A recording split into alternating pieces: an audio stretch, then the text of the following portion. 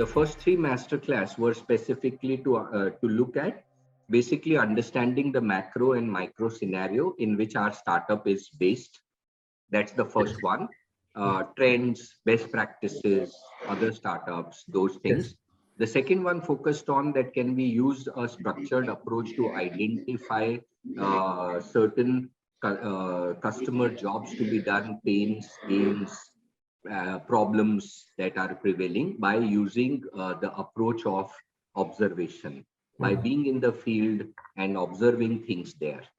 The third one looked at can we go deeper into the problem domain? Yeah. So things like is a problem really serious? Will the problem persist for long? Will people pay for this, getting the problem solved? How is the problem being solved today?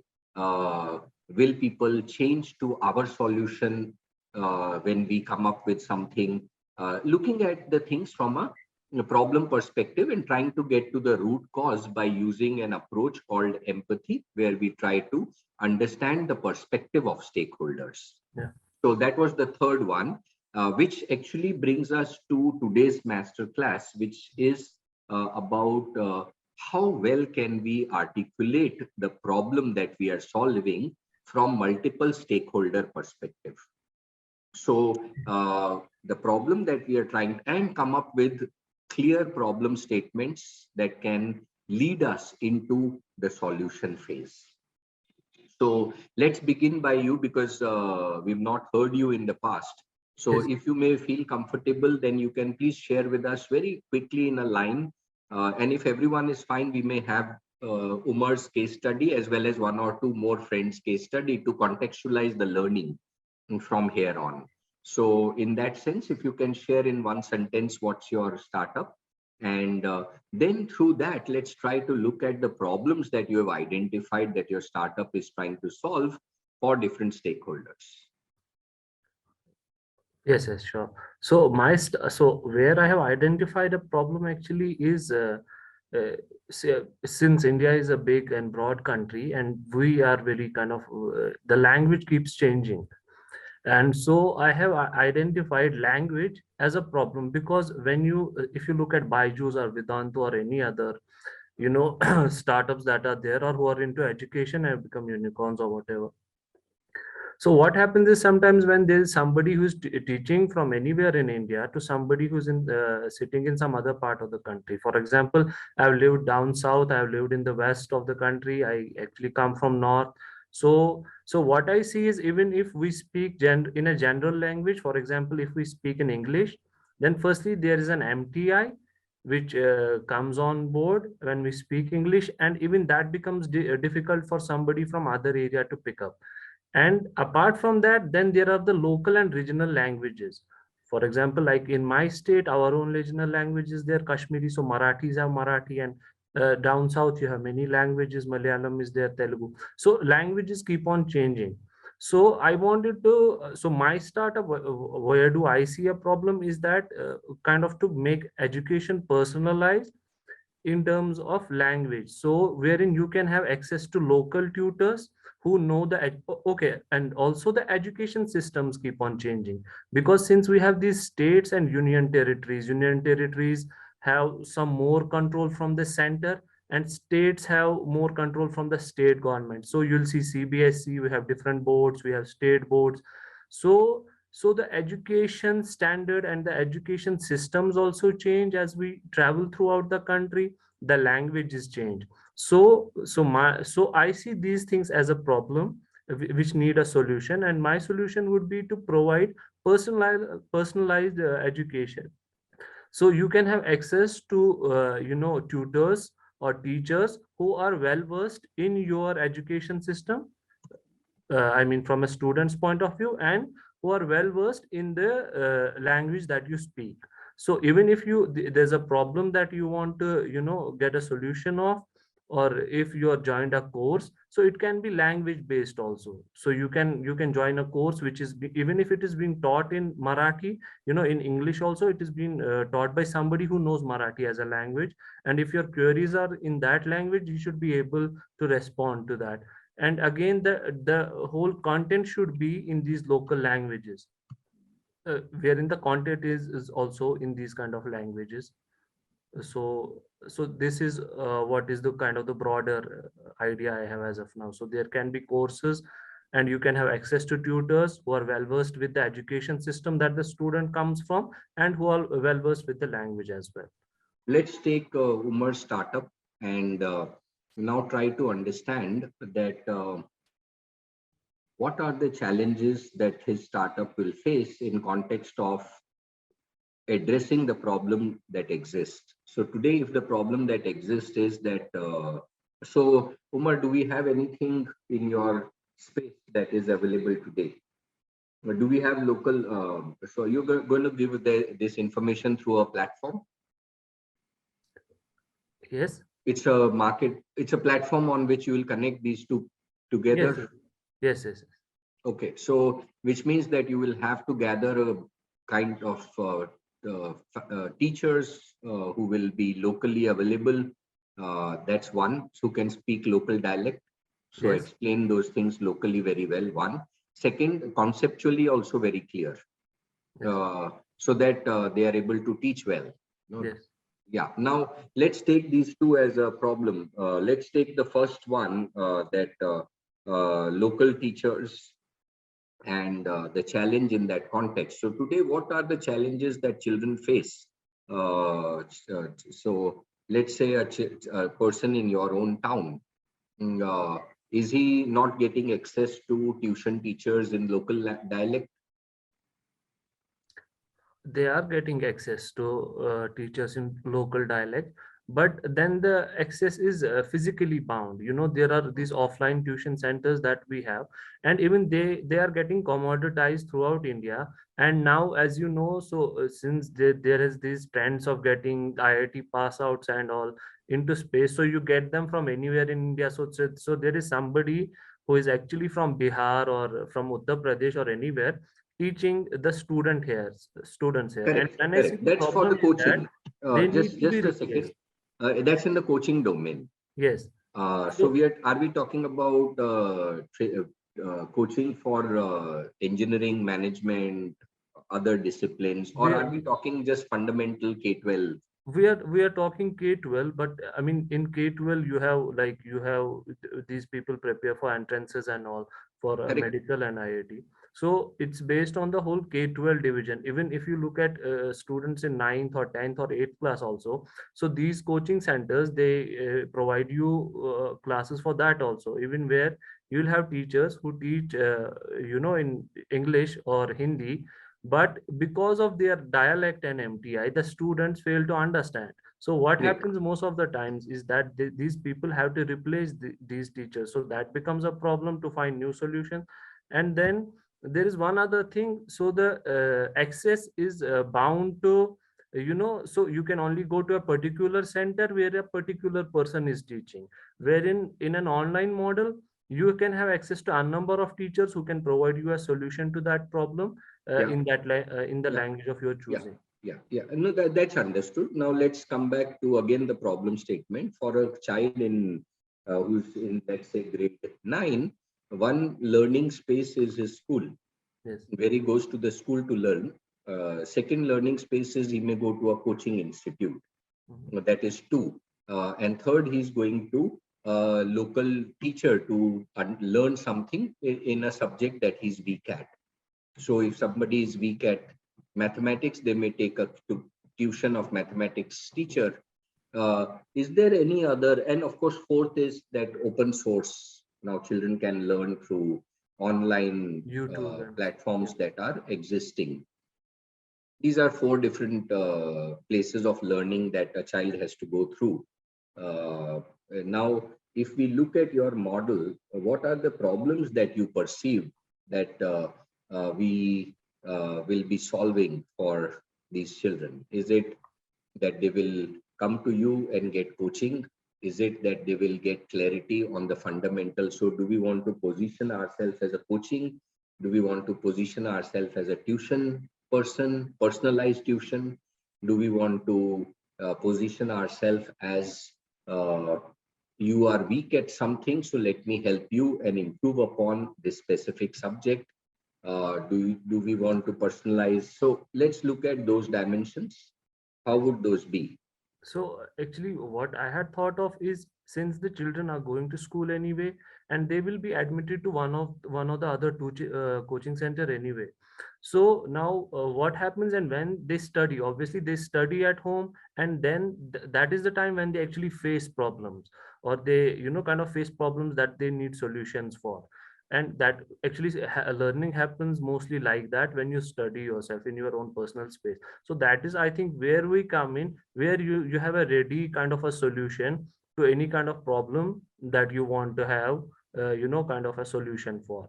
So this is the space. So it is not like we'll be providing a full-fledged coaching or tuition for everything. So you can have kind of solutions to problems or topics that you want to understand So how will it from be teachers different that will from have how access. will it be different from Khan Academy except for the language?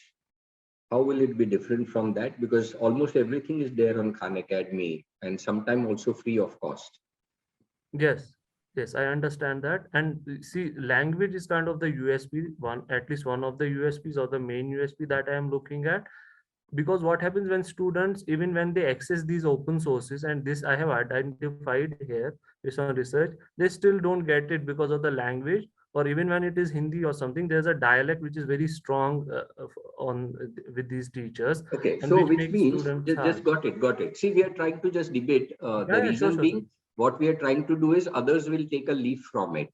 Yeah, Now, suppose we have reached at this point where we say that okay, Khan Academy is excellent, but since it's going to be it's in English or Hindi, I want to convert that. Now, is Google working on converting that video's dialect into a local dialect? And how soon we will have a button saying that this video, just click on the local dialect and you can listen to a voice that is your own dialect, the same content but mhm. converted by the computer or some app that can convert it. How do you think, if that happens, what Yeah. challenge will we face? I don't think even if that happens, I actually kind of don't know if that will happen actually, because it's not you're translating a language that can happen. But with the dialect, I don't understand how that will happen. But even if it does, So it's happening in the very world. interesting. Actually, you go to any country, you speak to Google, it will translate into Yeah. any other language. Yeah, it will translate. I'm saying, see how the dialect, how will they kind of make you understand the dialect of somebody? So what happens is that can happen with content that is pre-recorded or is existing, wherein our model is to have live access to a tutor who can So kind of wait, solve wait, that wait, wait. problem. So I'm just expanding the kind of challenges. Yeah. Now we have the other challenge that we need to have live classes. Yeah. Yes. So Yes. which Yes. means that our model depends on the number of live classes that are going to happen. Otherwise, it's very similar. That's now one more challenge. So we'll have to address that challenge too. Yeah. No, it's the challenge of Uber that we should have equal number of drivers in place if we want to work on scale. Otherwise, any person comes in and he will find that, oh, the class right now the class is booked. I can't take a personal tuition, or I can't study this. So you'll have to, another challenge that you'll need to solve is something there. Let's take one more challenge that we would encounter is how do we ensure that the teachers that we get will maintain the level of quality of learning, not teaching, quality of learning so that children understand those things. Would that be a challenge?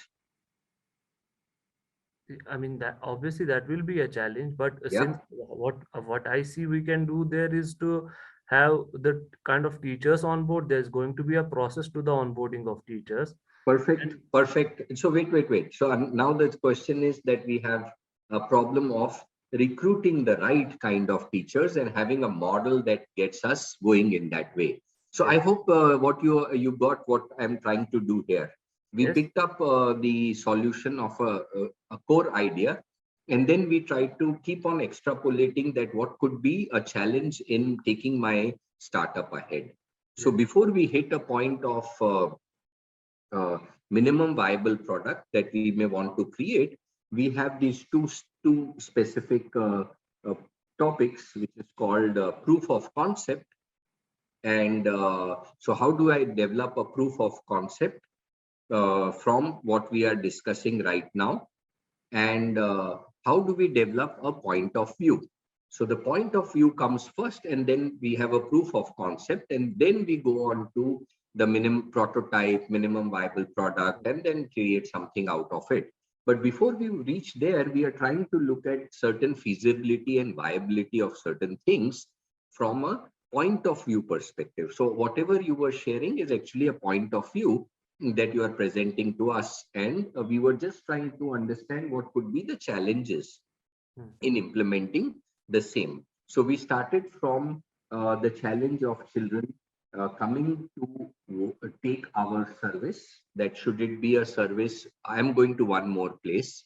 Yes. That is the first challenge. If I go to that one more place, I'll find the best content which I can learn very quickly. And so that's my next point, that am I able to learn it very fast?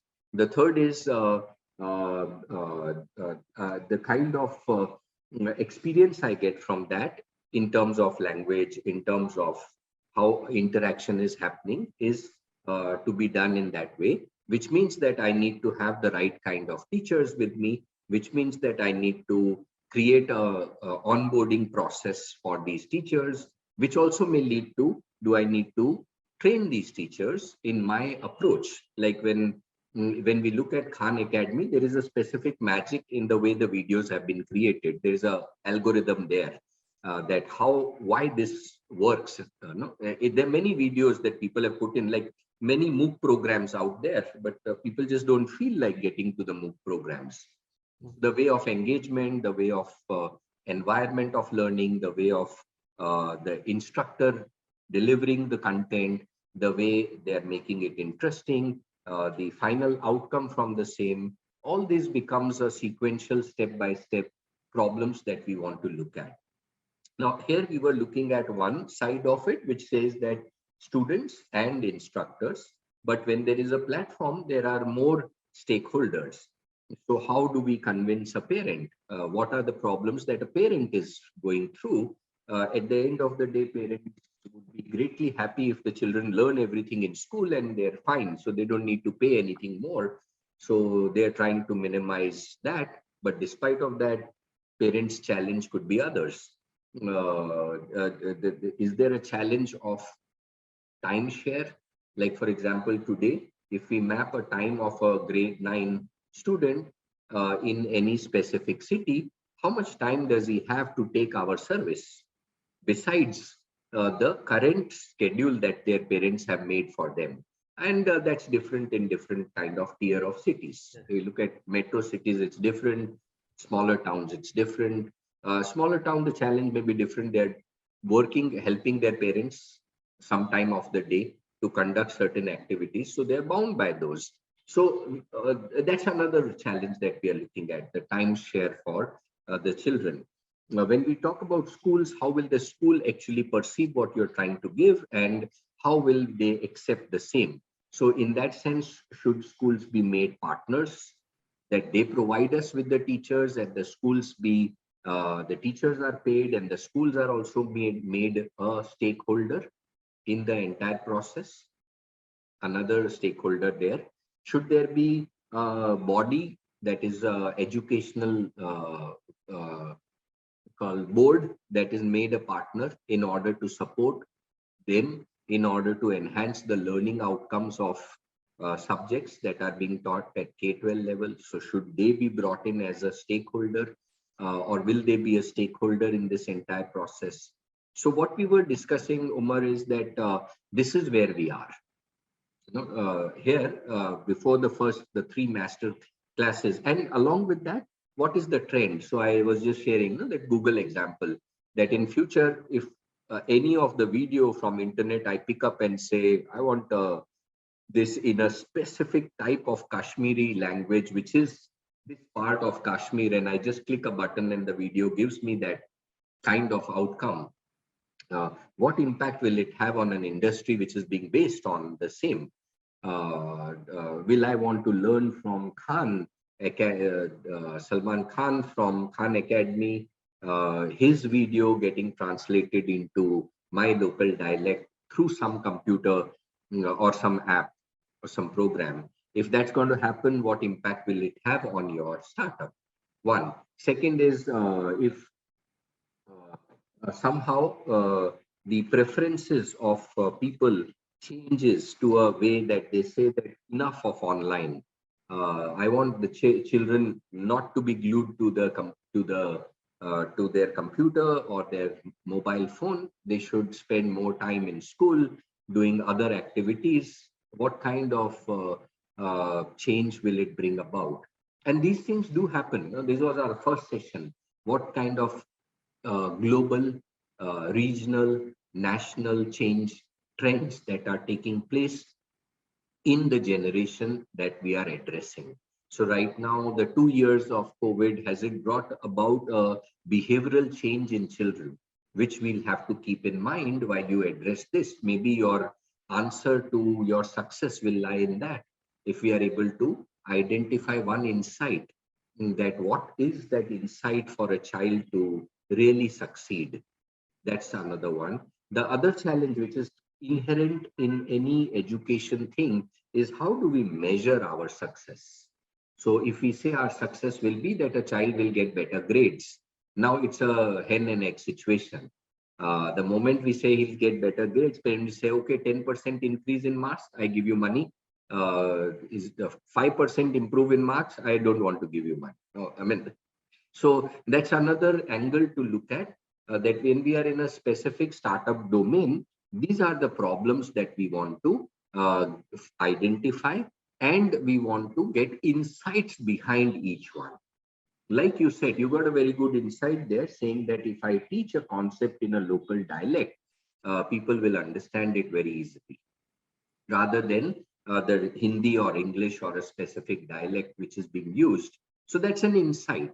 Now, similarly, do we have certain insights in what I was trying to share? So let's look at, this is where we all of us are. And I hope, friends, all of us have actually contextualized with case of Umar, which we were taking one example. I think all of you have done that iteration yourself. Let's hear a little bit that what stage are we at in context of defining clearly the top 10 problem statements that we want to articulate. So for each of our startup, have we got 10 clear problem statements? It could be from perspective of stakeholder. It could be in perspective of trends and practices. Sorry, trends happening. It could be in best practices. It could be insights from the field that we have got. It may be different. For example, in case of Umar, he may say children before grade 4 would behave little differently than children in grade 4, 5, then children in grade 6, 7, then children in grade 8, 9, 10, and then 11 and 12 are completely different from my startup perspective. Therefore, I should look at this from a problem statement which should address this. That is my content going to be age-wise incremental? Is it going to be sensitive to certain requirements? Should it go down to teaching them language and then bring them up to in a certain way to a college where in grade 12 they are comfortable in certain way? Will that be a perspective? So let's hear from Rajat and Nand Gopal, Sudhin and Prem, that how many problems have we identified for our startup? Most of the time we say that this is the core problem and I'm solving it. Now it's okay, but when we want to now move ahead, we don't want to be questioned that you have not looked at that aspect. Maybe we have not looked at the human trend. Maybe we have not looked at the technology trend in our sector. Maybe we have not looked at the business models that are addressing the problem today. So let's look at what kind of problems do we have? And then I'll begin the session by how do we go about ahead. So let's hear how many problem statements have we created for our startup. You can just give me number, and then we can have a look at that. How do we develop those? If we have just one problem that we are addressing, generally many of the startups are told, that please state your problem in one sentence. That's very good, but sometimes that doesn't answer. It's just the starting point, the core issue. But when we launch our startup, we'll have to address at least 10, 12 problems from different perspectives. So let's hear uh, Rajat, Sudhin Bhai, if you may want to share, Nan Gopal Bhai, please. So Rajat wishes to share. So what I hope you heard the discussion between Omar and Yeah. no, I hope I was just trying to keep digging and Mhm. finding problems from that he may face. So in Yeah. that context, how many different kind of problem statements have you got for your startup? It may be around like 4 to 5. Excellent. Would you wish to share what space they are in? I mean, what kind of problem statements are these? Not by naming the problem statement, but are they related to trends? Are they related to competition? Are they related to end user? Are they related to a specific stakeholder? Are they related to launch of our startup? No, it could be. So if you may share something on it. Like the problem statement that we are trying to solve is like that like is related to coding. So like in schools and colleges, like even now in schools coding has been introduced, and in colleges it's like for technical courses like BTech, it's integral part of their syllabus. But the thing is that like in these schools, colleges, coding is like taught just like any traditional subject like math, science, or something like that. So, but like coding is something like quite different.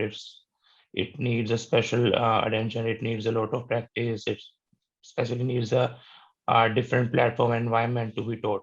So we are building a platform Gamma Coder like that will be helping students like learn coding in a better way. Even like while sitting in their school and colleges, like that could be beneficial for school colleges as well, Excellent. Excellent. and That as well as their so home. Prem Bhai is also doing something similar, but let's not get there. Okay. However, the interesting part will be that Prem Bhai's startup will be completely different in terms of the problem statements that he creates would be completely different from the problem statements you may create. For example, if we look at the kind of coding that's happening online, I am sure there are at least, if not less than 100 startups that are trying to help children code. Some are successful, some are not. Now, have we identified that is the problem we are solving a little different than the problem they are solving? Yeah, like Great. if we take example of say HackerRank or Hacker or the Lead Code, these are the major one. Like here, any student can come on if he is familiar with the concept, he can just log in and start coding. We are basically trying to integrate our platform with the say college or school curriculum. Like at now, these platforms are like say competitors of colleges and schools. It's an image that schools and colleges are not able to teach coding to their students properly, and students have to take help of either coaching institutes or these platforms. So we are making like schools and colleges self-sufficient in a way that they would be having a lot of good content, a lot of good courses, and a good platform where they can teach coding, issue notes, issue say test series, have coding competition. Like even a college can introduce coding competition among between students or between colleges too. And like with all this data we can even like connect with various organizations who are looking for hiring the students, and it would be a lot of help for them because now they don't have to Very like good. visit Very good. campus. So is the problem statement common, or would you want to, from the segment, customer segment perspective, Would you have 5 different problem statements for 5 different customer segment, or would you want to have only one? Like, Yeah, for example, when I say coding for getting employment, mhm. one, coding for passing college exam, two, Yeah, coding for hobby to excel and create something unique out of that code, to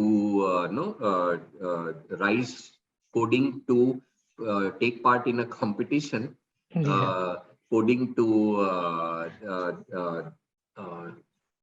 uh, coding to apply my learning of a subject into a specific other subject, like pneumatics, hydrodynamics, IoT, those. yeah, So yeah. just hang on for a minute. So for fourth year college student, I have actually given you 5 different problem statements Yeah. for the same fourth year college student, no? Because this all 5 apply to that fourth year college student. If it is Right. first year, maybe employment may not apply, but of course, if I'm Mhm. good at coding, I want to take a part-time job. So then it will apply. But here Yeah. are 5 different statements. How does our startup look at these 5 different? I hope others, Umar, you're listening to the same thing what we are doing here. Uh, it's the same customer segment, and I've not touched any other segment. I've only said fourth year engineering student. Of course, we can say third year BSc student also. Then the whole game changes. But fourth year engineering student, 5 different propositions here. Does it mean that we should think about 5 different business models if there are 5 different customer segments, Rajat?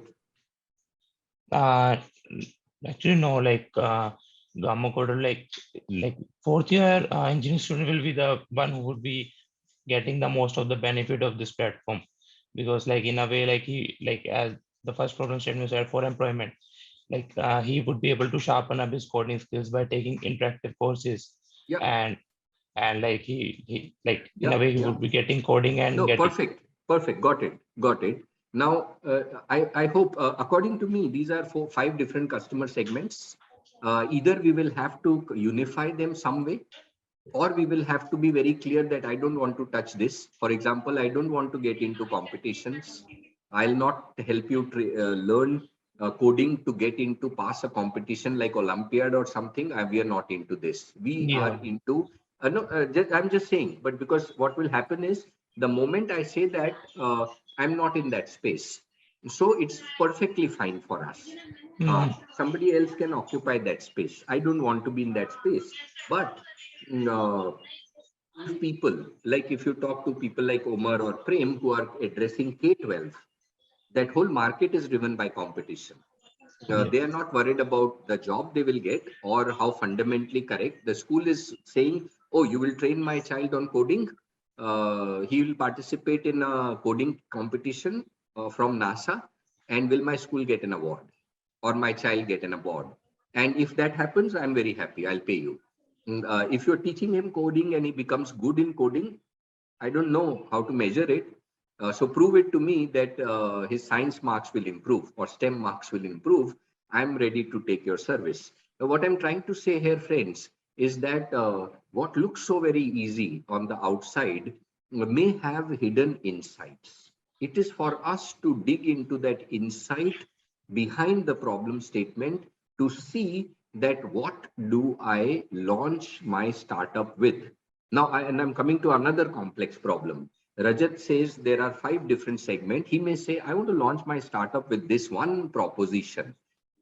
For the first 6 months, I want to focus only on this, get my market. Then after the first 6 months, I will bring the second proposition into my model. For example, let me help coding so that you get better marks. The first proposition, I'll teach you coding. You sit in these exams of TCS, Wipro, Infosys, you will crack it. Uh, if you crack it, you pay me. If you don't crack it, I don't charge. I mean, I'm just hypothetical, Rajat, not saying something there, but that's the first proposition. The second proposition is once I have now this is a very strong proposition. I take Rajat's course, I crack the exam, I've committed certain amount of fee, I get a job, I pay Rajat. It's perfect, a great scenario. Of course, there I'll come again to this point back. So he may say that there's a great starting point, and my startup, I want to base it on this start, which means very quickly I'll get 1,000 people.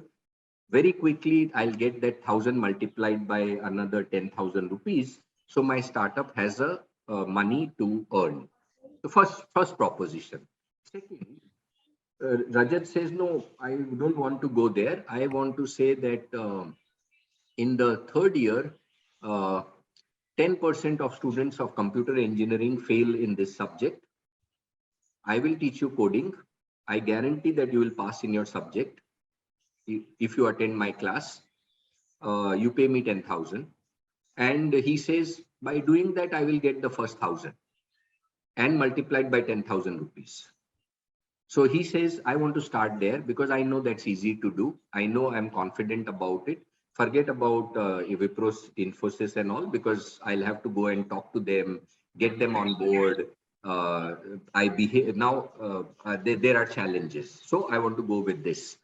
So Rajat may say that the second one is exciting, but I don't know whether people I'll get those 1,000. But I know that if I do a competition and give them a prize of 5 lakh rupees or 10 lakh rupees, I know that there will be 1,000 people who will participate in my coding competition. And by the way, they will also learn some coding, very advanced level coding. The third, he says, I get 1,000 students easily from that. The fourth is that the fourth year students have learned everything. Coding is fine, but they don't know how to apply.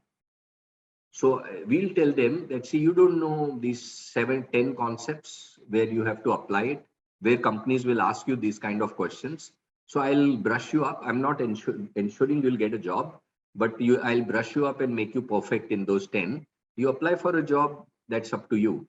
But I'll get 2,000 people and I'll get 200 rupees for it. So that's the easiest thing for me to do. Now, let's look at all of this. These are all different problem statements. All of these different problem statements will lead to different lean canvas, different business model canvas. Because if you try to base your business on getting a job, then you have key partners will become very critical. Who are your key partners who will partner with you for you? So are you going to be a coding company or you are going to be a recruitment company for these people?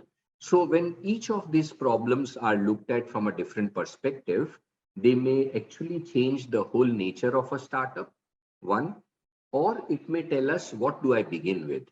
What looks the lowest hanging fruit, which I should immediately catch? And something becomes my vision. So I'm saying someone that over the next 5 years, my vision is every engineering college will take my course. And because of these 5 reasons. But that's 5 years. I begin here with this proposition. This is how I'll get my first customer and my first rupee. So each startup can actually look at the problems in that perspective. Now we begin. I hope Rajat, just hold it. I mean, there is no right and wrong answer. And even if we give you an answer, don't accept it, because answer should come from that first customer and first rupee. Who is ready to do that and which model will fit into? But having said that, is there a method that we can take? So the easy approach that we should take, I hope everyone is understanding what we are doing here, friends. Sudhin, Nangopal, Prem and Prince, I hope. Yes, sir. Yes, sir. Yes, sir. Okay, excellent. Yes. Yeah. Sudhin Bhai and Nangopal. Yeah. Yeah. Okay. So now let's look at that how, as a startup, first thing what appears, I think what you must be thinking right now is I've made things complex. 2 or 3 problems are not good enough. We pick up a customer segment and we discuss with Rajat that there are 5 problems, 1 customer segment. I go from 4th year to 3rd year, I can find another 3 or 5. I go from 3rd year to 2nd year engineering, I can find another 3. So eventually you realize I'm in coding for only engineering. We have 20 problem statements. Completely fine. What it tells us is, so the process that we are using, Sudhin bhai, just 1 second, I'll come back. The process that we are using, which we call is a design pedagogy or an approach to a startup creation, says that when you have more than 10 or 12 problem statements, you should definitely celebrate, because it tells you that you have looked at these 12 to 20 different dimensions that may exist. So that's the first starting point. We shouldn't be worried. We should be happy that we have got 5. Now I have, now again, in case of Rajat, those fourth year students will be completely different in the sense students of IITs, and let's not say IIT, students of the top 3% institution in India will behave very differently from the students in the next 3% of this kind of institute, will be very different from the next 3%, and we keep going down. All 4-year student multiplied by 5 problem statement, multiplied by at least 7-8 different kind of institutions from their categorization of institution, multiplied by the paying capacity of those students. Now you say uh,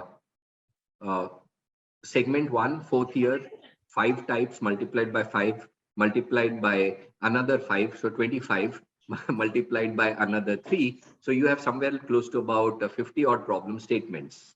Now, these are not problem statements, these are scenarios. We may call them problem statements because as a startup, we want to be very precise what's the problem I'm solving. Yeah, now this is one.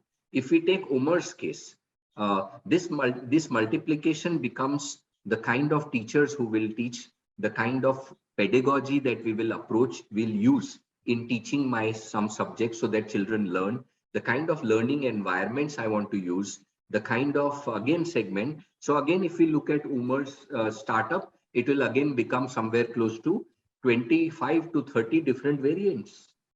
Now, the moment we do that, I think we should be really happy, because now we are looking at this through a lens of, I know all these things are possible.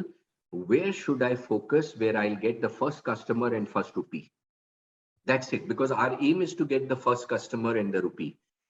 Then I look at my vision. My vision says I'll address in 5 years or 10 years all these 30. Or I may say, no, I don't want to address these 15. I will focus only on this other 15 that makes sense for my startup. Let others do the other work. That's what we are trying to do. We'll come to Sudhin Bhai's question, and then I'll share with you that how do we actually, once we have these variations, how do we categorize these problem statements to easy to handle? Yeah. Okay. Sudhin Bhai, please. Yeah, actually, I didn't have a question, but I had some a bit of inputs, based on my experience Yes, coming please. from the world of State Bank and Barclays and IBM and GE. So one thing I've realized is that a lot of the methodologies that we use today are probably well suited for run the organization. They're not really suited for change the organization, right? So typically in State Bank and Barclays, when we embarked on our innovation and transformation journeys, we just chucked out the rule books, we just chucked out the frameworks, and the State Bank chairman told me, you're the head of innovation. Innovation is your space. You get it done, right? And if you have to fail fast and let us know and move on to the next tech stack, right? So I think in my view, what the entire ecosystem needs, that is right from the students to working professionals to startups to entrepreneurs to incubators to accelerators, and most importantly the entire academia, right? I think we need these kind of digital transformation platforms, or this digital kind of agility to really take it ahead, right? And from my experience, going digital and chucking out all these older frameworks and design thinking and all that stuff. I mean, I can tell you that we've been doing design thinking for more than 15 years, but very few really solutions have come out of it, right? So what could be the top 3 reasons for that? I think the reason is that the frameworks that we use, for example, if it's an AI startup or even an edtech startup or even an ML startup or even a blockchain startup, right? For example, a lot of the AI frameworks that we're using are 15, 20 years old, right? No, I'm And talking about the framework that is 8 algorithms framework of AI that yeah, can be applied today to transformation of SBI. yeah, Why design thinking is not succeeding? Because what I want the class to understand is in context of problem framing, where is the challenge? So the let's reason, take the same example yeah, of SBI, digital yeah, transformation of SBI, and yeah, let's take a problem statement that SBI wishes to achieve what? Let's say better customer centricity. Will that be or uh, digitally sensitive products and services for the future? Digital processes that help our employees to improve the efficiency by 15-20%. Rural India to be better engaged with the products and services for future.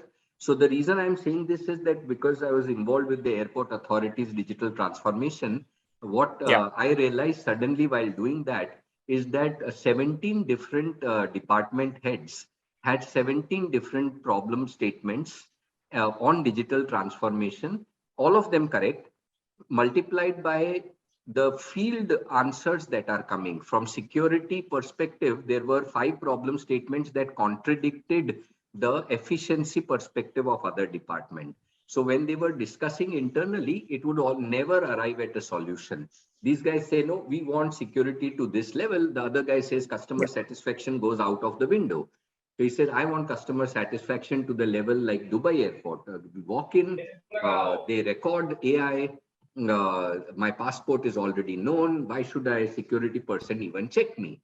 The security guy in India says, that's Dubai. In India, you have this challenge that I'm going through daily at an airport in Delhi, completely different from an airport in Mysore.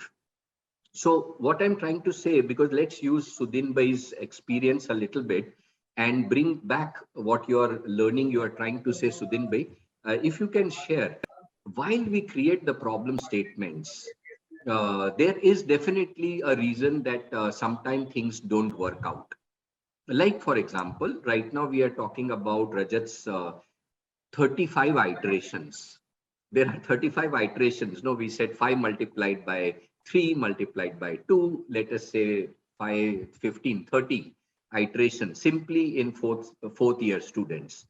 Would you want to little bit share from your experience that how these problem statements, your experience would be looked at in digital transfer? Now, your space of digital transformation is wonderful because Rajat can apply the same for his startup. No? yeah. So Yeah, how I would we mean, look at from coming from this? the banks, coming from the banking, large banks Yes. like, State Bank and Barclays, when I look at what we've done in the digital transformation, has been way ahead of any other industry. I mean, way ahead. I mean, if you look at the digital So payments, yeah. you look at the lending, you look at the So customer experience. let's go step by step. Can you again narrate? So I'll help Sure, contextualize the others sure. in how What that we they did in can the learn. sure Yeah. what we did in the digital transformation space is that we had very specific goals that we will invest in this emerging tech and innovation and transformation for mass change, right? Okay, We are not looking at, wait. So yeah, just a second.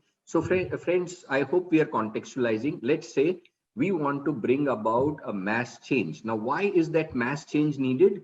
It could be that our bank needs to remain ahead of other banks. One. Second, our bank is actually not the leading bank in terms of cutting edge today. I want to be the leading in cutting edge. ICICI or HDFC has taken a lead. Third, the products that I am wanting to serve for future may be very different than the existing products I have.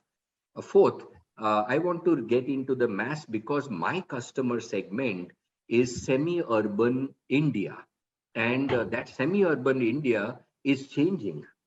and their needs are changing. The fifth one, am I looking at a new rising segment of India? 54% population lesser than 24 years of age. Every year, 10% of that population coming in. Should 18 years be the kind of people we want to address? So what Sudhin Bhai has mentioned, mass level transformation has these problem statements behind it. Now, for a startup, how well we have looked at these different scenarios. What do I want to address? Do I, like a few years back, I remember ICICI focused only its attention on a young people who are digitally very, very aware. So if we took a look at millennials and their banking habits, because they are born with this phone with them, the familiarity that they have with a mobile phone will make it very easy. So they tracked it backward and said, millennials are fantastic with it, but my team at ICICI is not geared up to handle millennials' digital need. So can I first equip my team with what is the digital need of millennials from a banking perspective? So first I need to educate my people to create products for these millennials. So if you see, if we are a startup, the challenge was not with the segment. The challenge is I want to be ready to handle this segment and I want to address the segment. So which means that what does this segment want? The segment wants instant response. If my bank is not able to give an instant response to millennial, they will switch because they don't have the time, they don't have the patience. So they will go to the first bank that can give them answer to their queries instantly.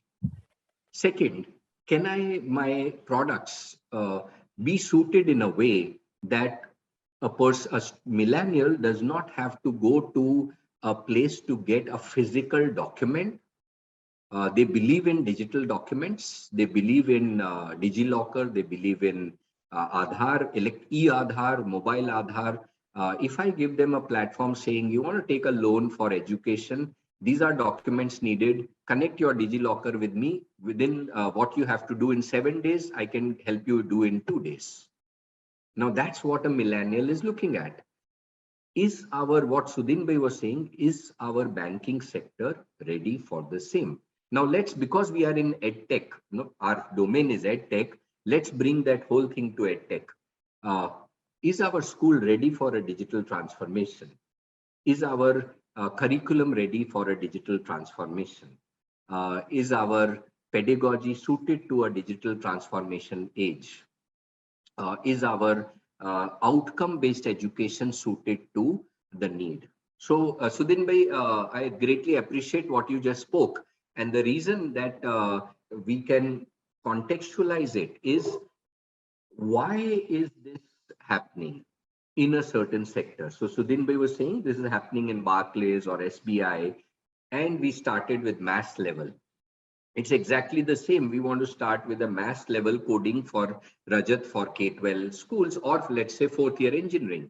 The same for Prem Bhai saying, I want to bring in application-based coding or learning, a questioning ability or explorative behavior in children to aid STEM in order to bring about a transformation in K-12. In Omar's case, it may be better learning. So coming back, I hope, friends, you are enjoying this discussion. What we are trying to come about is that whatever we may create as a solution, have we looked at it through the lens of this same segment, but multiple problem statements? As a startup, have we iterated on the same? So Sudhin Bhai, if you may be comfortable, we'll just hold that discussion that we were discussing and bring it some order. We are we are roughly at about 5 or 10. We've just about 20 minutes. So like I do, I would wish to give you certain frameworks and request for all of us to please look at these frameworks and apply in order to get these. So first thing is, one thing you will all agree, at least I have given you 30 problem statements for each one of you. If you look at your startup from this, Prince, what you need to do, we didn't discuss, but what you do is take up your customer segment, broadly the segment, and Yes, then sir. look at it that how many problem statements can your startup have? Of course, there Yes. is one key problem statement which all startups are based on, which says, like in case of a very simple, Rajat, better coding to get now better coding for employment. The moment I say better coding for employment, it becomes a very precise statement. For it says fourth year, it says job will be given. It says I need to map against the job and industry requirement, and it may also say which are the students that are not getting employment. So you may not want to go to IITs, and you may want to go to the institutes where they're not getting job and connect them with the jobs that are available today in things like data science, in things like full stack. Now, when Rajat looks at the job, he may say, it looks like the jobs in full stack are 50% more than in data science. So why don't I focus on educating the young people on full stack and get them the jobs right away? That will help my startup get at least 10 crore rupees myself. I don't need to go to any investor, because what you have hit is a sweet spot. Have we identified that sweet spot by looking at range of problem statements and corresponding propositions that we create? Yeah, so that's where we are.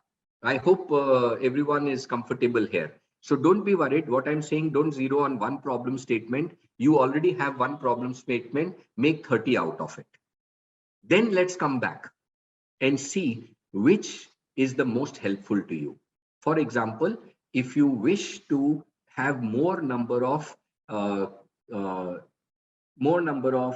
customers, and you are worried about, I need 10,000 customers, I'm not worried about revenue, a different model. And then you have a different problem statement which will do that. You can have 10,000 people, but you can't have 10,000 people getting employment in your phase one.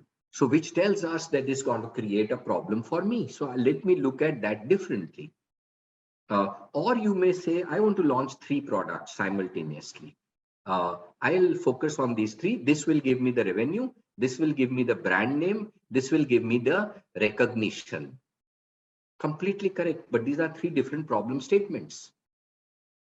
So, or in case of Umar, it could be, let me approach this NGO, which already is giving such kind of teachers. Let me spend some time with them and improve their teaching ability from current to the next one. They will also get they will also get money for doing it. So they don't need to pay me. I'll pay them to be a better teacher, and then I'm paying back to the NGO as a service to the society. By the way, I will also achieve my goal of educating people well in concepts in a subject. I hope, Umar, you're making sense out of this. Okay, so let's begin our, we have set the context. Now, what kind of frameworks do we want to look at? And so here we are. When you create all these kind of problem statements, now, of course, I cannot help you create problem statements. I spent all this time just to give you a flavor of how do you go about creating at least 30, 40 problem statements. Yeah, I hope all of us can do that now. Once we do that, let's categorize our problem statements into broad 3 categories. One kind of problem statement will be very straightforward. We call that checklist. Checklist means I do this, follow this process, that problem will be solved. For example, flat tire. My two-wheeler has a flat tire. It's very simple. Follow these 5 points. Those 5 points will tell us what to do. I can change my wheel. My problem is solved. It may sound very simple, but the same thing is applied in aircraft. When an aircraft has a problem, they have a whole manual. They'll say, what's the problem? So the pilot will go under that category of problem, open that page. There's a whole 20-point checklist what to do next. So he'll just look at that and follow those 20 points. So please don't misunderstand. It's not about a flat tire and simple. It is sometimes we have simplified the task to become a checklist. How do we do that in our startup problem? So have we found a formula that has simplified the task so very well? Like if you look at some of the, and you should look at some of the case studies that Khan Academy has, saying that what is the reason of their success? What is the reason of success of Baiju? I mean, of course, that's a different case. But somebody may say it's marketing and branding and those things, but it's fine. What we are trying to say is, have they cracked a code and made it a checklist that when I create my video for K-12 students, if it follows this algorithm, what I mean by algorithm is process. If it is following these 5 processes, it is going to work. So simple. So this problem should follow a checklist approach. So once you have these 30 problem statements, how many of these problem statements can be addressed by a very simple checklist approach? Yeah, Prem bhai, are you understanding what we are saying here? I think we've lost him. No worries, once he comes back, because he has cracked that checklist and he has created certain SOPs around the checklist. Am I correct, Prem bhai? Yeah, so now what I'm saying here is some of the problems you have cracked and created a checklist. If a student follows this checklist, if a teacher follows this checklist, we are sure that they will create this kind of a IoT DIY kit. They will approach there. Now let's go one step further. Once you have these 30 problems, there are some that can be addressed by a checklist. So let's categorize those problems as checklist problems and let's get the checklist in place. The second kind of problems will be little they need, we know that they can be solved, but we can't solve that ourselves. For example, in case of Umar, we know that children can learn in the local dialect, but I can't do it. Umar can't do it alone as Khan by creating videos. So he has said, I'll need teachers for it. And because I need teachers, I need a certain kind of teacher. Now I can't do that myself. So I'll rely on teacher. But while I'm selecting teacher, I will have to follow this SOP. I will have to have these training given so that they come to this level. I hope you are seeing it. It's not a checklist. It is an analytical problem. It requires certain kind of testing, certain kind of searching, sorting that these teachers will help, certain kind of training that will solve my problem. But it can be solved. So these are from the 30 problem statements, how many of them will require this kind of thinking by us? And let's come to the third. Despite of whatever we feel, we realize I'm not able to crack this. For example, I have the best coding teachers with me, yet I'm not able to convince the parents to pay me for coding. I have a fantastic model that can be taken to a school, and I'm saying how do you test it is don't test it by market, just answer those 30 yourself. There are going to be problems that you will say, like, how much should I price this for my segment? You may come up 3-4 iterations and go to the market and say, see, pricing is fine, but they are not letting me enter into their schools. I need to get into the school. How do I get into the school? There's no answer to it. Now somebody may have cracked this problem and said, I'm just giving you thumb rule that is currently prevailing, that some people say that the best way to get into school is do a competition. They will definitely let you in. But if you go to a school and say that I have a fantastic education program, give me half an hour every week, they'll say half an hour, we don't have time for our own curriculum completion. How can I give you half an hour? Tell me something, can it be done in 3 hours? Then come in 3 months, do that, and that's it. That's a difficult problem to crack.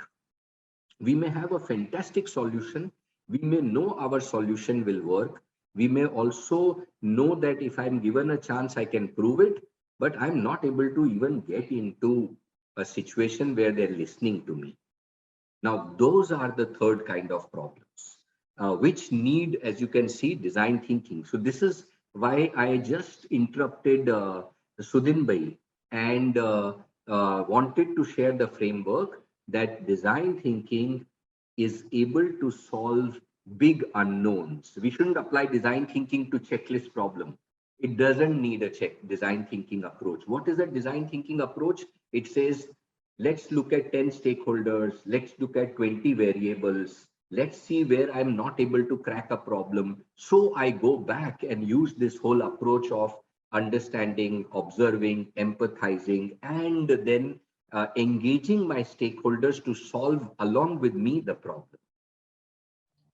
No, absolutely. The big this is absolutely, bang on target. What I meant was that when I spoke about digital transformation is just that kind of overlap we merge with this, right? Absolutely. So that we can, because we in at least from large organization, even now from startups, we want to merge the run and change, right? So that becomes very important. So the design thinking merged with your digital transformation kind of use cases or model, I think is the way to go ahead. Yeah. Thanks. So that's wonderful. However, my word of caution is, like I give all the time, will be again the same. Please do not listen to Sudhin Bhai and me. Please listen to your user. It is the user that will give us the answer that what is the problem that is existing, and it is your startup's iteration which will tell us which problems do I solve first. The objective for all startups here, how do I get my first customer and how do I get my first rupee? You may have a different objective, it's perfectly fine. But for me, a startup's evidence to any raising fund or any purpose is, I'll get my first customer in this manner and I'll get my first rupee in this way. You may get a rupee by advertising and a different partner. It's completely okay. But how do we approach this? So what my request will be, friends, let's take this first framework that you see on the screen. And now I'm going to share with you a list of questions that you can actually apply to your problem statements in getting clarity about your startup problem and domains. So I'll come to this video later. I'll maybe share with you the link. What the video says is, for every organization, now I'm not using the term startup because Sudhin Bhai is also there.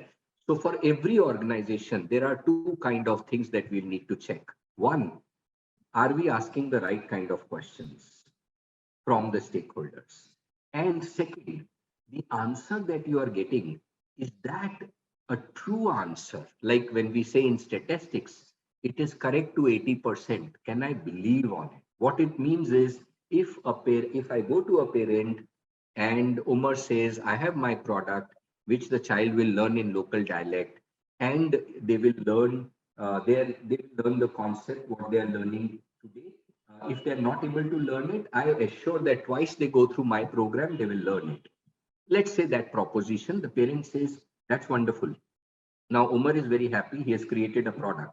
He goes back to the parent and say, hey, pay me 500 rupees. And here is the product that you wanted. They say, oh, we thought that you will give us the product, but I don't think I may be ready to give. Can I give you 500 rupees after the child has learned the concept? When you prove it that they have learned it in 2 go. Now, Umar is little confused. Should he give him free, the first 50 customers, take their testimonials and launch the startup, or should he not do that? Now, if his model is not based on it, we are stuck. So what we are saying here is the concept of validation and verification. What it means, as a startup, when we created these problem statements, 30 odd of them, and then categorize them into checklist, analytical, and big unknowns, and when we tried to solve them, we went back to our customer segment, or we went back to stakeholders. Did we ask the right kind of questions?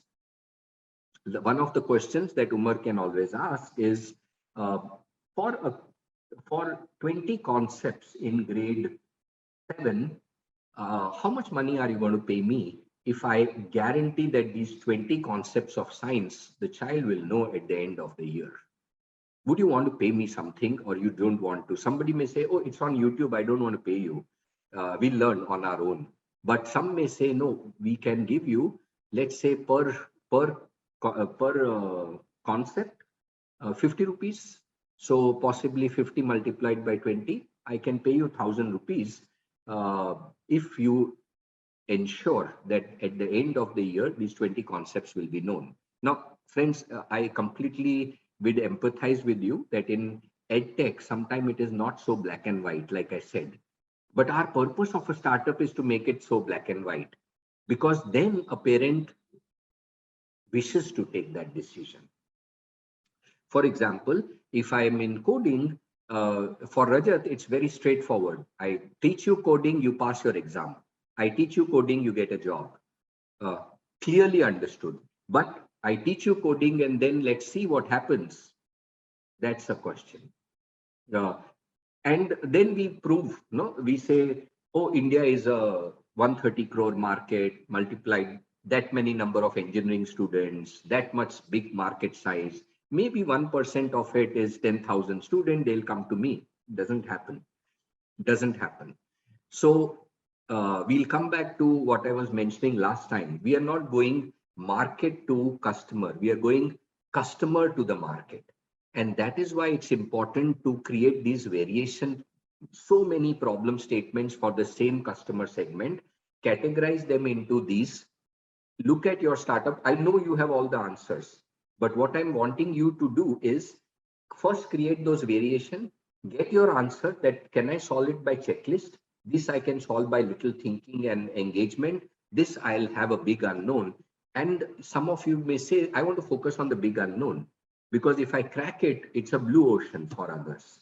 Perfectly fine. Once we do that, then we come to that I'm not getting some answers to this problem statement. So therefore, what kind of questions should I create that I go back to the people and ask? And once I'm getting those answers, how much correct do I take them on the face value? Do I need to apply statistical tool to see that whether this is 80% correct or it's 50% correct, what they are telling me? Now I'll give you all the questions that you can use for validation. So to create the problem statement, here are a whole list of questions that we can ask for validation. I can't give you any answer for verification because that will be your gut feel that will tell you that how much should I trust on the data I'm getting. But you may use some statistical tools on the same. I'm not going to share speak each one because of paucity of time. What we will do is we'll hand over all these questions to you like we do in every class. And please answer these questions. So there are two methods and approaches that I propose here. Then you have again a whole list of another set of questions. I'm sure if you answer all of these, you will be clear on your solution. And then what I want you to do is, what is your unique point of view? So I want you to answer some of these questions further. And once you have these, I cannot guarantee, but what I can say is that at least we will be clear on the pre-launch, the launch, and the post-launch stage for proof of concept.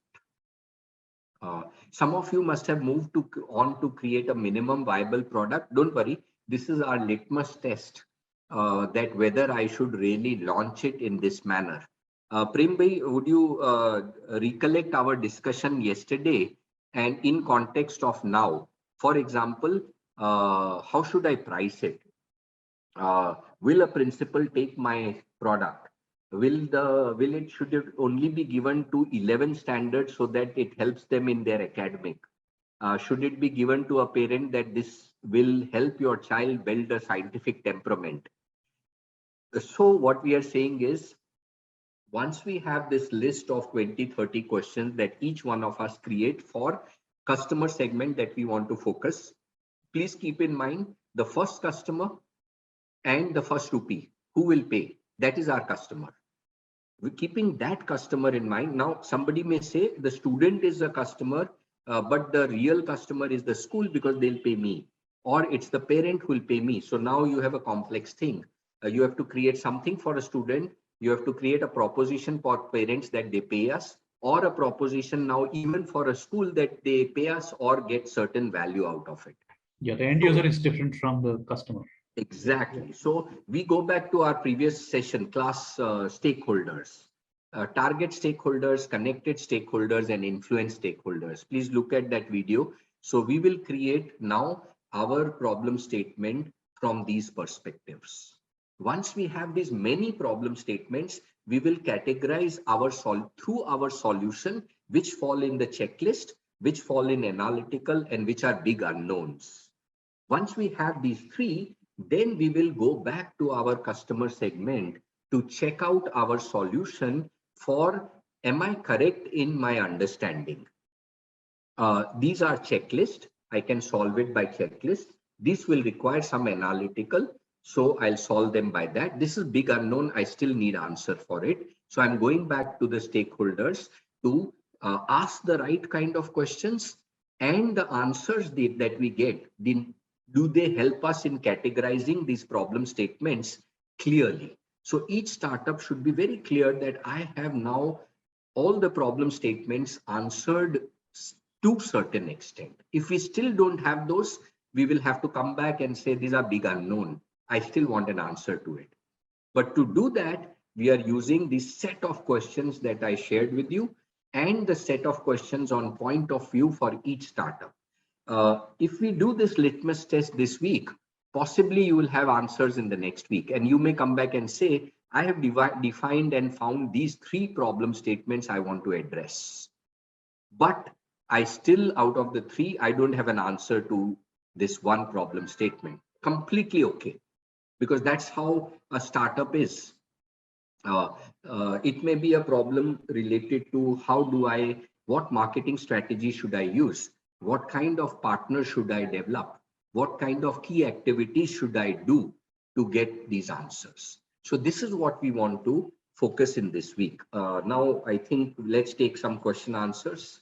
Yeah, what we have done both from the bank and also from some of my startup perspectives is also prioritized some of the inputs, right? Yes. Whether it is go to market or customer and all, because as startups, we don't have the resources like a State Bank or a Barclays Bank or IBM to do it all, right? So sometimes what I've done is that I've just given a rank or score to that particular, could be in an Excel sheet or it could be in a, in whatever format, and then taken it ahead. Perfect.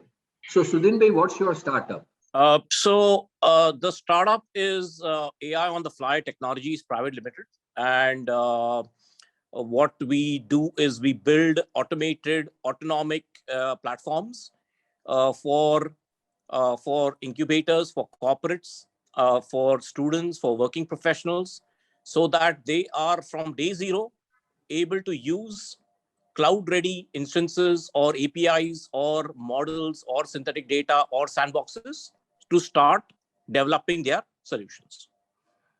So we have recently delivered a completely automated platform to one of the leading institutions in the South. Just a minute. Sure. If I understand it correctly, you are saying that the platform helps people create their startup? No. So for example, if there's a startup and they want to, let's say, come out with a fintech product, for example, so they will require hosting, they will require instances, they will require a sandbox, they will require synthetic data, they will require APIs, right? So all that, we automate that process and build it up for them. Got that. Got Yeah. that. Okay, so that's all the hygiene factors that they will need in order to launch a tech startup. It could be in ABC space. That hygiene factors can be taken care by platform. Yeah. So for example, a startup will not know how State Bank of India operates or how Barclays operates, right? It'll take them at least 3 to 6 months to know, what to do in a fintech space or what to do in a risk tech space, right? So all that, all those sandboxes or kind of synthetic data, all that stuff is created and given to you so that you can start, when you build up your platform, you It's can a have that. simulator. Will it help me simulate what State Bank did and what I do? It could. So it's a It can basically expedite your engineering and development. So this is with a scope that, for example, can that startup use low code, no code instead of, spending 3 to 6 months on Java or PHP or C or whatever? Can they use low code, no code, or can we give them a low code, no code template so that they can focus on at least getting some live service or some basic service to show, which can help them monetize from day zero or day one? That is what we provide. That is what excellent. we So provide. that's what I meant, that all the hygiene factors that are needed, like for example, somebody may say, I can provide all the hygiene factors related to how do you register your startup, how do you get legalities done when it comes to but here what you are saying is this is not on the this is not on the business tools. side. This is on the pure tech side, right? So whether it is an instance or a synthetic data or so that the 3 to 6 months you spend on your PPT and so videos. What's the biggest challenge that you are facing? I don't think I'm facing any challenge now. We want to work with how many startups are there? Work with your incubator and now scale this up. So and also offer this to the larger ecosystem of startups, incubators, accelerators, academia, corporates, right? Even corporates face this problem, right? A lot of the corporates, they come out with challenges. Nobody and they offer some API. Nobody knows head or tail of what that API is. Nobody knows head or tail of what that use case is. Is it completely online, completely it's all cloud-based. It's all cloud-based. We use AWS. There is no interaction with the experts. No, so you put in your request. Of course, if there is a customized, for example, we offer some pre-built templates, but if there is let's say somebody wants to do something specific in e-com, right? Where they want to optimize let's say they want to use some quadratic equation or linear programming to optimize their last mile delivery, then we'll have to obviously program that for them and give it to them. Perfect. So completely got that. Would you have that startup already there on the cloud so people can look at it? So right now we have set up these platforms for one large customer, and we are right now taking in the requests and giving the service in the background as software as a service. The automation part is what we are developing right now, which will be on case-to-case basis.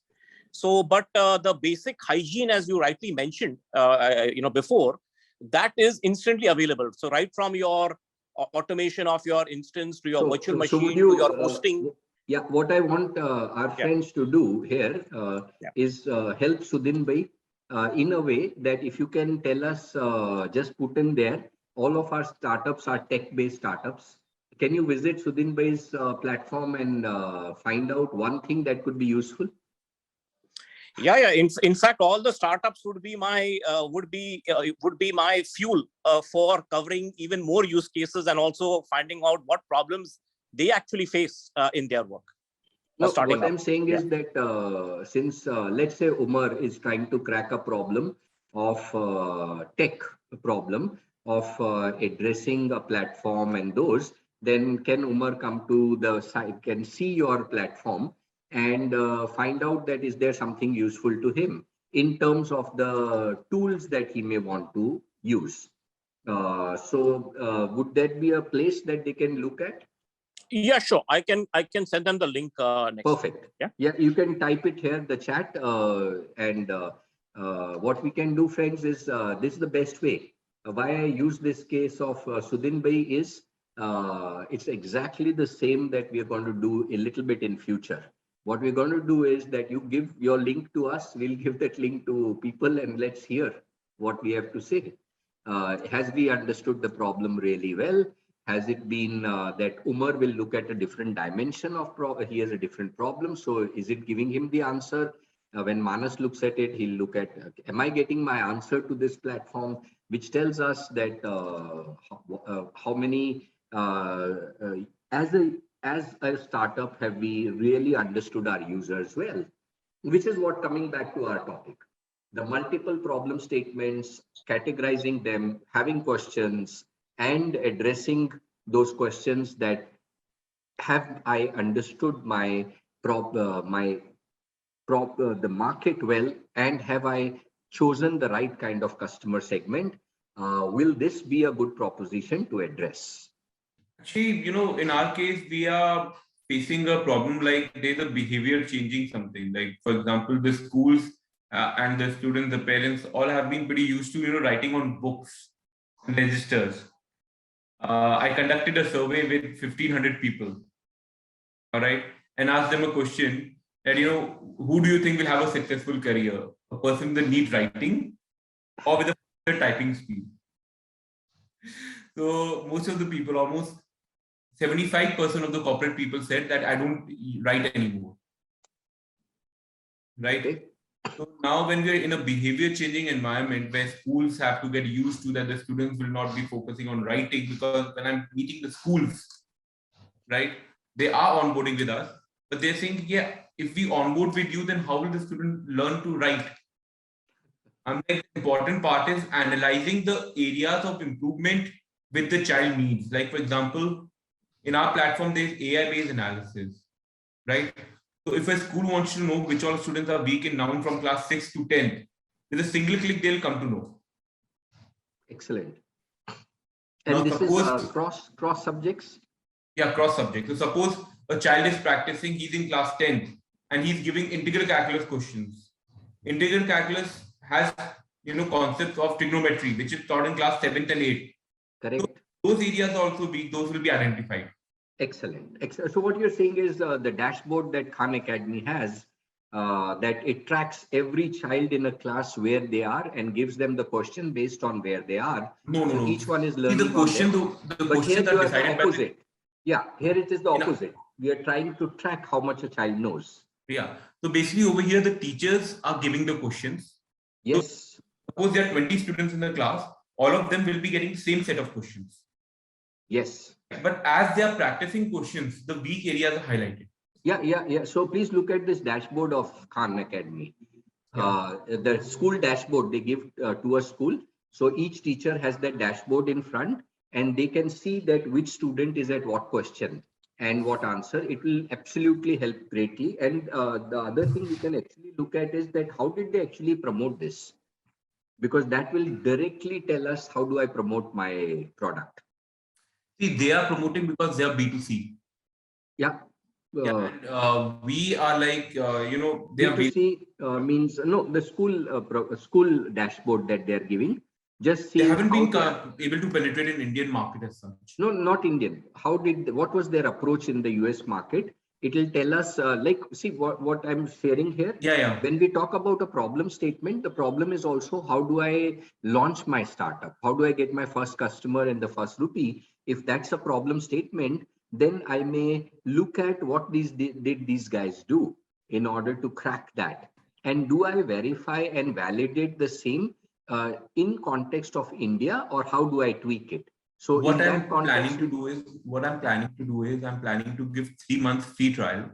Yeah, no, that's okay. That's okay. Please, that's a strategy.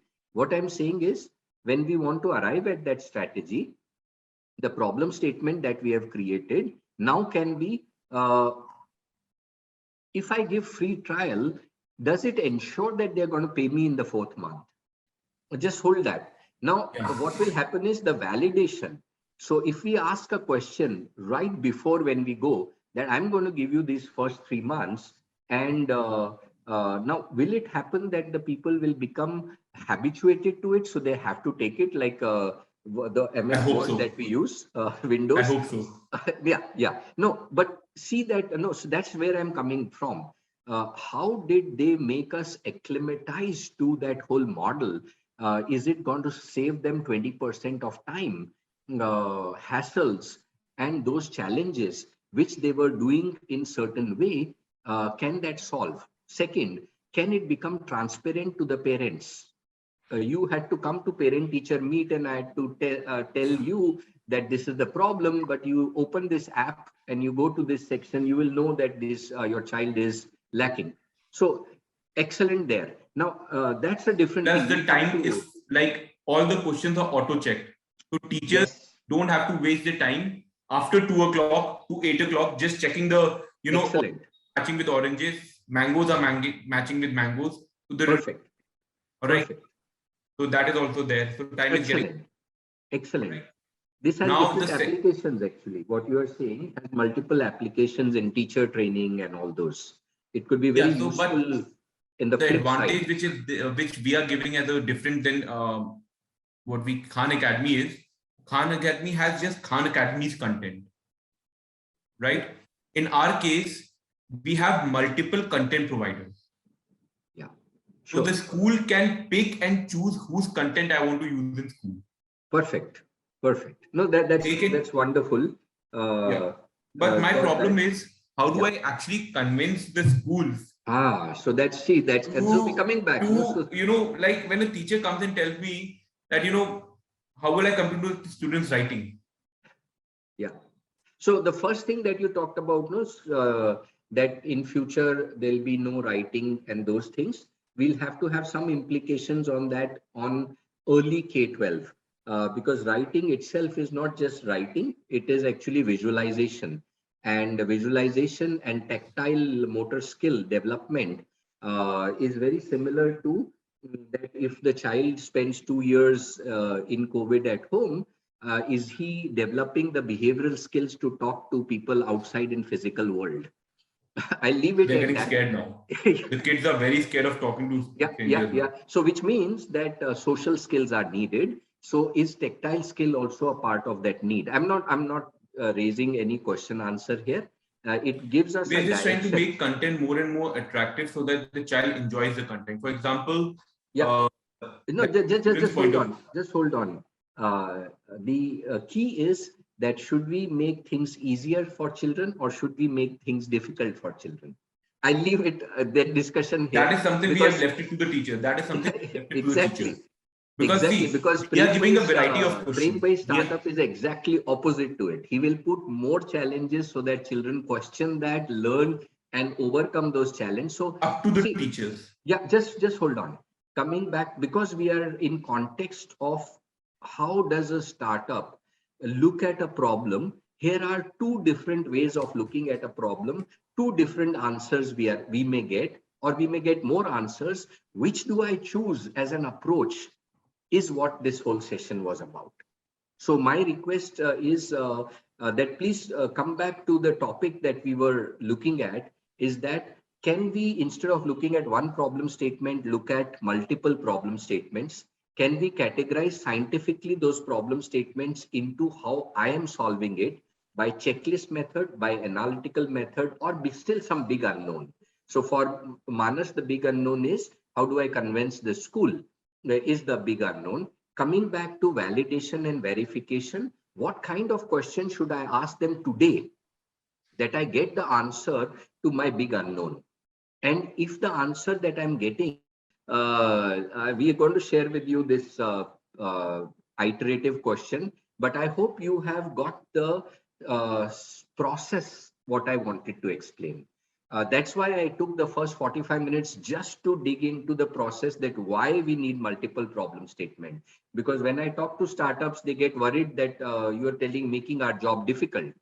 But that's exactly what my job is, that if I make your job difficult, you will think for a process, you will apply the process, and you will get answers.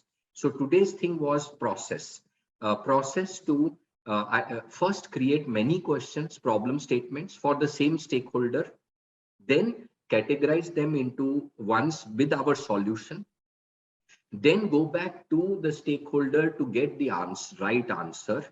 And for doing that, I'm giving this set of questions which will help us. Yeah, so that's where we are.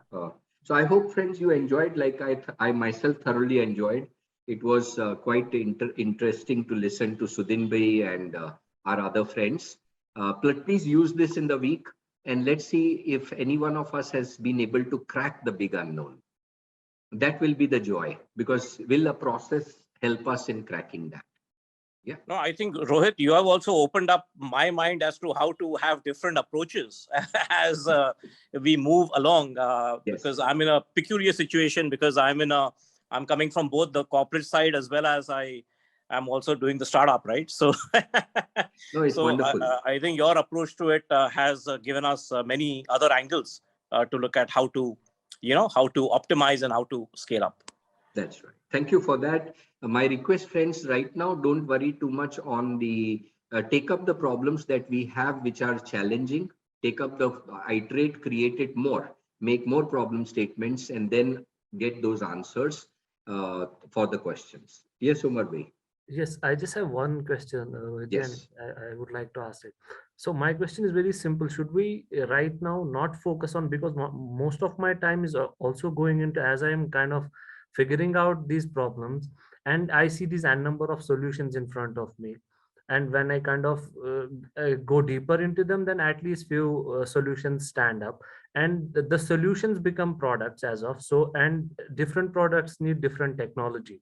So then I am spending time into studying different technologies. For example, I see the other way of doing the same startup that we discussed in my case is, if a student just if the platform is like, a student pops the question into it as a video of 5 minutes, 2 minutes, 3 minutes, and whenever the teacher, who's like you said, an Uber driver in the thing, gets that, and he responds with his video, so which is like a TikTok kind of a session. So I mean, that can also be done.